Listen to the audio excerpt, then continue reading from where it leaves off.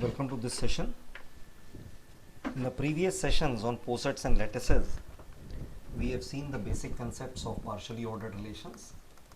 Partially ordered relations are the relations which are reflexive, antisymmetric, and transitive in nature. We have seen how a given set along with a partially ordered relation defined on this symbol is normally used for representing the partially ordered relation. Less than equal to or greater than equal to are usually the partially ordered relations, but this symbol can mean any relation.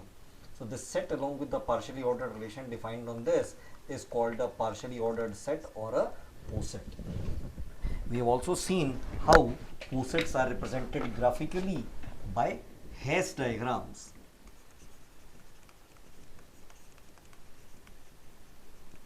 We have seen how to identify the properties of Hess diagrams like the maximal element, the minimal element, the greatest element, also called the one element, and the least element, also called the zero element. We have also seen that if a poset is given to us and a subset is given to us, how to find the upper bound of the given subset, how to find the lower bound of the given subset. We have also seen once we have identified the upper bound and the lower bound, we can find out the least upper bound, also called the supremum, which is denoted by the join symbol, and once we have identified the lower bound for the subset, we can also find out the infimum or the greatest lower bound, also called the infimum, denoted by the meet symbol. Right. Then in the previous session we discussed that a partially ordered set in which every pair of elements, any pair of elements that I take, has both a least upper bound LUB, also called the supremum, and a greatest lower bound GLB, also called the infimum. That every partially ordered set where every pair of elements has both an infimum and a supremum is called a lattice. In the previous session we have seen how to verify the Hess diagram for a lattice, and we have seen how to check whether the given diagram is a lattice or not. In this session we are going to talk about how to identify a special type of relationship between two lattices, that is, if a given lattice is a sublattice of the other lattice or not. And then again we will see two special type of lattices, bounded lattice and complemented lattices. Let's start. A sublattice, right? Say L and the relation be a lattice. Let us say L has been defined to be a lattice and I have a subset S of L, right? L and this relation is a lattice, so obviously this is a set, and I have S which is a subset of L, and I define a poset using this subset S with the same operation. This is important, the operation must be same. Now this subset S and the operation is said to be a sublattice of L if it satisfies two conditions. Number one, S must be a lattice by itself. So sublattice of lattice must be a lattice by itself. So S and the relation, this poset, must be a lattice in itself. If it is not a lattice, it cannot be a sublattice. And the second condition is that the two operations join and meet must be closed. Now, this is important. If I have two elements A and B belonging to S, as S is a subset of L, so obviously A and B also belong to L. So now I find out the join and meet of A and B. Now this join and meet that I am calculating, these are calculated from L.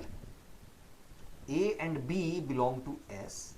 Their join and meet is identified by using the lattice, and the join and meet both must exist in the subset. If this condition is satisfied, then we say that S is a sublattice. Let me repeat. If I take two elements, any two elements from the subset, and I find out their join and meet considering them to be the elements of the original lattice, then the join and meet or the infimum and supremum must exist in the subset. If this is so and the subset is a lattice in itself, then we say that S is a sublattice of L. Every singleton set of a lattice is a sublattice of L. See, if I have a single element, let us say X belongs to S, and I have X and this operation. Now I know as this is reflexive and the join and meet operations are idempotent. So X joins X is equal to X and X meets X is equal to X. So obviously this is going to be a sublattice.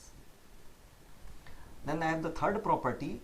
If M divides N, then Dm is a sublattice of Dn. If you remember, Dm is used to represent the set of positive divisors. So Dm is the set of positive divisors of N. If I take an example, let us say D12. D12 is the set of positive divisors of 12, that is 1, 2, 3, 4, 6, 12. So if I have this, and if I say M divides N, I can say, let us say 4 divides 12. So D4 will be a sublattice of D12. We'll verify it with an example later on. Now let us see certain examples of how to check whether a given subset is a sublattice or not. Consider the lattice that is shown over here. We have seen in the previous session how to verify that this is a lattice. If you want, you can verify this is a lattice, or you can just take my word for it. So this is a lattice, and we have taken a subset. L is the lattice, and I have taken the subset L1. And the operation, I am assuming the operation, the partially ordered relation is same in both the cases. Now this subset comprises of the elements A, B, E, F, and L. Right? So this is a subset. Now I want to verify whether L1 is a sublattice of L or not. So the first condition says L1 must be a lattice by itself. Now you know how to check for a lattice. You have to just check for the infimum and supremum of each and every pair. Or if you want to expedite the task, just identify the non-comparable pairs first. If there will be a pair which does not have an infimum or a supremum, it is going to be one of the non-comparable pairs. So there are two non-comparable pairs I can see over here, AB and EF. But in this case, if I see AB, it has an infimum of 0 and a supremum of L. EF has an infimum of 0 and a supremum of L. So if the non-comparable elements have both an infimum and supremum, so as a thumb rule you can say each and every pair is going to have a infimum and supremum. So it passes the first condition. It is a lattice. Now the second condition is I have to check whether every pair of element of this subset, if it is considered to be a pair of element from the original set, and we identify the infimum and supremum, that infimum supremum must exist in the subset also. So let's take the pair A comma B. If I take A and B and check it over here, A and B, then the infimum of A and B is 0, which is present over here, but the supremum of A and B is C, but there is no C over here. So although this is a lattice, but this is not a sublattice. Let's take another example. 0, A, B and C.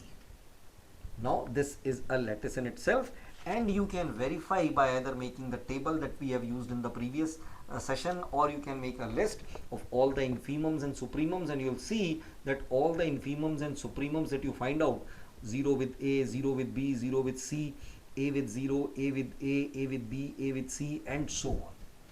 All the infimums and supremums that you find out, they will all be belonging to this set 0, A, B and C. Out of these four elements you will get all the infimums and supremums. So this is a lattice and it is closed on the join and meet operation. So this is a sublattice.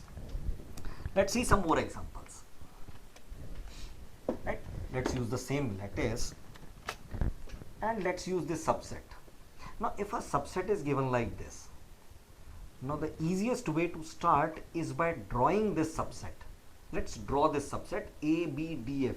We have A, B, D and F. So if I draw it A, B, D and F. Now if you see this diagram, it has multiple maximal elements. If it has multiple maximal elements, it cannot be a lattice. D and F are non-comparable elements, and if you try to find out the upper bound of D and F, there is no upper bound. So D and F this pair is not going to have any supremum. So this is not a lattice. So this fails the first test. So if it fails the first test, if it is not a lattice, how can it be a sublattice? So this particular is not a lattice. So it is not a sublattice. Let's take another example. CEGH. CEGH. Let's try it once again. CEH and G. Once again you can see I have two minimal elements, G and C. If I have two minimal elements, so obviously G and C are not going to have any infimum. So as G and C are not going to have any infimum, so this cannot be a lattice, and if it is not a lattice, it cannot be a sublattice. Let's take another example. A, B, D and H. Let's once again draw it. A, B, D and H. This is an example of a totally ordered relation or a chain. So this is a lattice, and you can make a table to identify that the infimum and supremum of each and every pair is coming out of the same set. So this particular subset L3 is a sublattice of L. Let's see this example. If you remember, there was this third property which I said that we will be discussing with the help of an example. For the divisor relation, if n divides m, then dm is a sublattice of dn. We have taken D30 as an example over here, right? So this is the set of positive divisors of 30, and I have used the divisibility relation. This is the hash diagram, and you can verify that this is a lattice. And as a subset, I have taken D10, 1, 2, 5 and 10. So you can verify, I have drawn the D10 over here, 1, 2, 5 and 10. You can see that this is a lattice in itself, and if you use the 4 elements to find out the infimum and supremum, if you find the supremum infimum of 1, 2, 1, 5, 1, 10, 1, 1 and so on, all the infimums and supremums you want to draw, you will find that all the infimums and supremums will come from this set only. So this is a lattice, and the join and meet both operations are closed. So this is a sublattice. So you can verify D6, D10, D15, all of them will be sublattices. I suggest D10 I have shown you over here, D6 and D15, and also D10 also you verify on your own by taking the infimum and supremum of each of the pairs and verifying that it comes out of this subset. Now that we have understood how to identify a sublattice, now let us move on to two special type of lattices. One is the bounded lattice and one is the complemented lattices. They are related to each other. Let's understand. Let's start with them. Let's begin with the bounded lattice. A lattice L is said to be bounded if it has a clearly defined greatest element and a clearly defined least element. Now this definition is a little bit confusing, as we know that if there is not a clearly defined greatest element and a least element, how it can be a lattice? Let's take a couple of examples. If I see, let us say this is the hash diagram, I can see that I have a clearly defined least element, but I do not have a clearly defined greatest element. So this is not a lattice. Similarly, if I have this diagram, I know that there is a clearly defined greatest element, but there is no clearly defined least element. So this is once again not a lattice. So what does this definition actually mean then? It says a lattice L is said to be bounded if it has a greatest element and a least element. So it says it begins with a lattice L. So obviously it says that the diagram in question is already a lattice. Say for example, if I have this diagram, let us say this is the hash diagram. I know this is the least element, this is the greatest element. If I have this diagram, let us say I know this is the clearly defined least element, clearly defined greatest element. So these lattices, both of these are examples of bounded lattice. As I can say that this is a clearly defined greatest element, clearly defined greatest element, clearly defined least element, least element. Whereas if I have a lattice defined something like, let us say, z plus n divisibility, set of positive integers and the operation divisibility. Now I know that it has a clearly defined least element, that is 1. But what is the greatest element? As the set that I am using is an infinite set which ranges from 1 to infinity, so you cannot identify a clearly defined greatest element. So this type of lattice, this is, although it is a lattice, but this cannot be bounded, as I cannot have a greatest element. So such lattices are called unbounded lattices. So as a thumb rule, you can say that any lattice that is defined on an infinite set is called a unbounded lattice. And for unbounded lattices, these properties hold if this is the least element, this is the greatest element, and if this is the any element in between these two. So primum of A and the least element is A. So primum of A and the greatest element is 1. The infimum of A and the least element is 0, the least element, and the infimum of A and the greatest element is A. So obviously 1 element and 0 element are comparable over here. So these are the properties which are satisfied by a bounded lattice. Now let us see what do we actually mean by a complemented lattice. Before going into that, we have to understand what is actually meant by a complement. Right? If I have a bounded lattice L with a clearly defined 0 element and a clearly defined 1 element, and in this particular lattice, if I, for a particular element A, we can find another element B such that the supremum of A and B is 1 and the infimum of A and B is 0, then B is said to be the complement of A and vice versa. The complement operation is commutative. So if A is the complement of B, then B is the complement of A. So what it means is, if I have been given a lattice L, and if there is a given element A belonging to this lattice L, this lattice has a clearly defined 1 element and a clearly defined 0 element, that means it is a bounded lattice.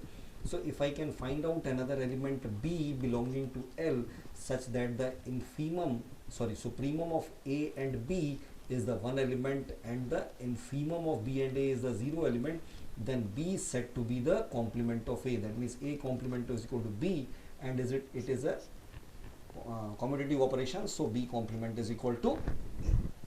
Let's understand it with the help of an example. This lattice, as you can see, it is a bounded lattice. It has a clearly defined least element and a clearly defined greatest element. Now, if I see this element 2, if I take this element 2 and if I am able to find an element, let us say X, such that from this lattice itself, such that the supremum of 2 and X is 6 and the infimum of 2 and X is 1, then X will be called the complement of 2. Let us try to find out. Let's compare 2 with 1. The infimum is 1 but the supremum is 2. So obviously the complement of 2 is not 1. If I compare 2 and 6, the supremum is 6 but the infimum is 2. So clearly the complement of 2 is not also 6. If I take 2 and 3, then the infimum of 2 and 3 is 1 and the supremum of 2 and 3 is 6. So I can say that the complement of 2 is 3, and by commutativity I can say that the complement of 3 is 2. Now if you try to find out the complement of 1, so you can see that the complement of 1 cannot be 2, cannot be 3, the complement of 1 is going to be 6. So 6 complement is equal to 1 and 1 complement is equal to 6. In fact, it is a thumb rule that the complement of the least element is the greatest element and the complement of the greatest element is the least element. So these are two elements which you actually do not have to find the complement of. If it is a bounded lattice, then the complement of the least element is going to be the greatest element and vice versa. Then complements are not unique. What it means is a given element can have multiple complements. Let's see an example. In this case, if I try to find out the complement of C, now let us compare C with B. I know the complement of 0 is going to be 1 and the complement of 1 is going to be 0. And if I try to find out the complement of C, if I compare C with A, so the C and A, the infimum will be 0 and the supremum is 1. So C has a complement in A. But if I compare C with B, again the same conditions are satisfied. So the complement of C is both A as well as B. For C and B also, the infimum is 0 and the supremum is 1. So C has two complements, A and B. So I can say the complement of A is equal to C and B is equal to C also. There can be elements in a lattice which do not have any complement. It is not necessary that each and every element will have a complement. Let's see this example. So obviously here also the complement of 1 is going to be 5 and the complement of 5 is going to be 1, but that's all. If I try to find out the complement of 2, if I compare 2 with 3, the infimum is 1 but the supremum is 4. If I compare 2 with 4, the infimum is 2 and the supremum is 4. 2 with 5, the infimum is 2 and the supremum is 5. Similarly, if I compare 3 with 2, with 4, with 5, with 1, similarly 4 with 5, with 2, with 3, with 1, I'll see that these three elements do not have any complement. So in fact, in this particular lattice, only the two elements 1 and 5 have complements. The other three elements do not have any complements. So a lattice where each element has at least one complement is called a complemented lattice. So this is an example of a complemented lattice. This is an example of a complemented lattice, but this is a non-complemented lattice. Let's see some more examples. This is the D20, the set of positive divisors of 20. So I can directly write, this is a bounded lattice, so I can directly write the complement of 1 is 20 and the complement of 20 is 1. I can directly write it over here. Now, if I try to check the complement of 4, if I compare 4 with 20, infimum is 4, so not a complement. If I compare 4 with 10, the infimum will be 2, so not a complement. If I compare 4 with 5, the supremum is 20 and the infimum is 1. So 4 complement is equal to 5, so I can write 5 complement is equal to 4. If I try to compare 2, if I try compare 2 and 5, infimum is 1 but the supremum is 10. If I compare 2 and 4, not a complement, infimum, supremum. If I compare 2 with 20, not a complement. So there is no complement for 2. Similarly, if you check, there are no complement for 10. So the two elements 2 and 10 do not have any complement. So this is not a complemented lattice. Similarly, you can check D30. So the complement of 1 is going to be 30, the complement of 30 is going to be 1. These are two elements you can directly write. Bounded lattice, these two complements will always exist.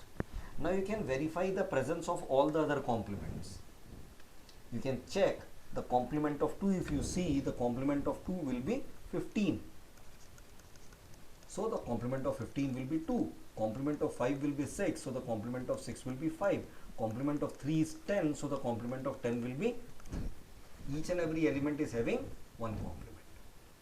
At least one complement. So this is a complemented lattice. Now I leave it to you to actually verify that what I have written is correct, right? How do you verify it? Say A and B. If A and B are complement of each other, then the supremum is going to be the one element and the infimum must be the 0 element. Let's take this another example. Can you find the complement of A? Now, just by looking, I am tempted to say that the complement of A can be B or C or D or E. Looks like it. But let's actually check it. If I compare A with B, the infimum is obviously J, but the supremum is coming out to be H, which is not the greatest element. So the complement of A cannot be B, complement of A cannot be C, complement of A cannot be D or E by the same logic. In fact, the complement of A is I. Let's verify. For A and I, the supremum is F, and for A and I the infimum is G. So the complement of A is I, and similarly the complement of I is equal to A. Now as a homework, I leave it to you, find complement of all elements and check if it is a complemented lattice.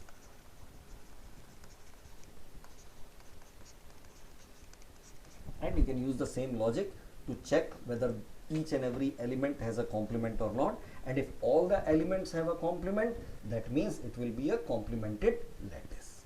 Each and every element must have at least one complement, right? So now we have understood what are complements, what are complemented lattices, we have seen what are bounded lattices, we have seen what are lattices, what are sublattices. This is essentially all that we have to cover for lattices in this subject. Although this is not an end to the topic of lattices, lattices in fact is a very vast topic, and it's a topic which has a very varied application set. Lattices are extensively used in advanced level physics or advanced level chemistry or even molecular science and all those things, but that obviously is out of scope of our subject. So this is all we have to talk about for lattices. In the next session we'll be talking about some other topics. Till then, stay safe. Thank you.